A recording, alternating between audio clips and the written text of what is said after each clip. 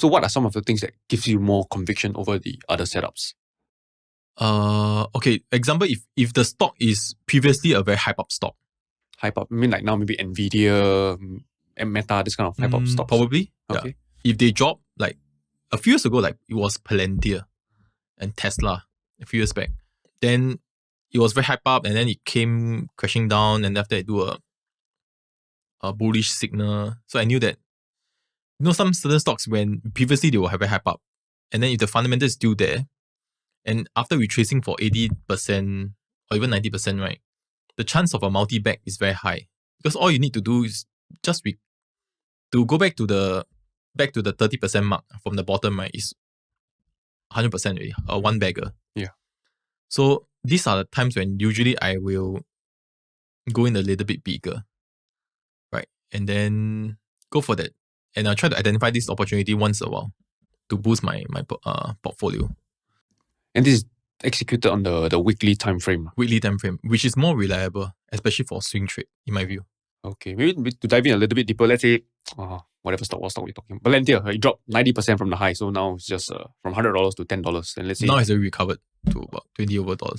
Okay, so let's say walking through that setup at that point in time at $10, what are the specific things that you look for on the charts before you enter a long trade for Palantir? Okay, so my main strategy that I employ is called price action manipulation. So I look out for, in generic terms, things like bull trap and bear traps.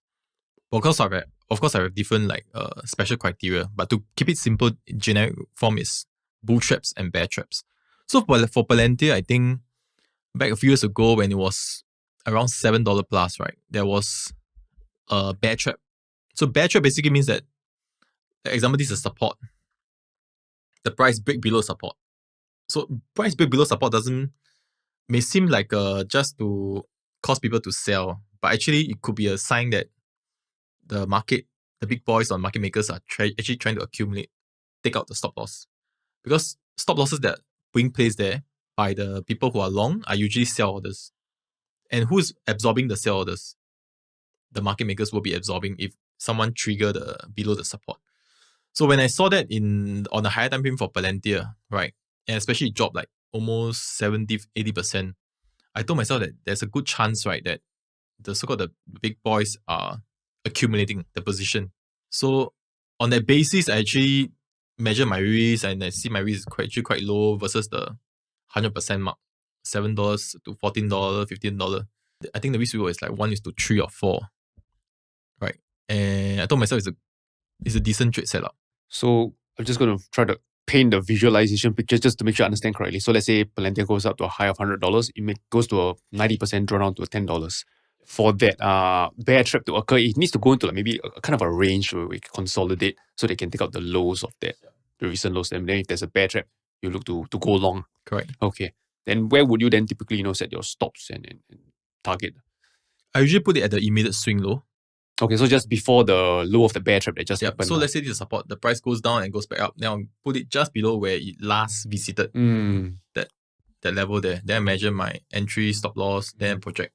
Okay. Then take profit target. Usually I like to, for this kind of trade, I like to exit based on discretion. So discretion means I don't just put a take profit like 1:2, I just put it there. Because I find that when I'm doing this kind of trade, I don't want to shortchange myself. What if it can go higher? I want to see the potential. So I will wait for it to move until maybe it hit a resistance or you do what we call a flush. It means big green bars. That's where I will look to sell. Okay. And sometimes, even though these two scenarios occur, I may not sell because if the stock have not recovered 100%, I will not sell. When you say recover 100%, are you referring to the all-time high that was being made? Or 100% from the lows? Or from the lows. Because when you drop 80-90%, right? Like let's say the low is $7. I'll tell myself, since this is the 80-90% low, if I'm right and it rebounds, it should go to 14, 100%. Okay. It's the same mental model I have for crypto.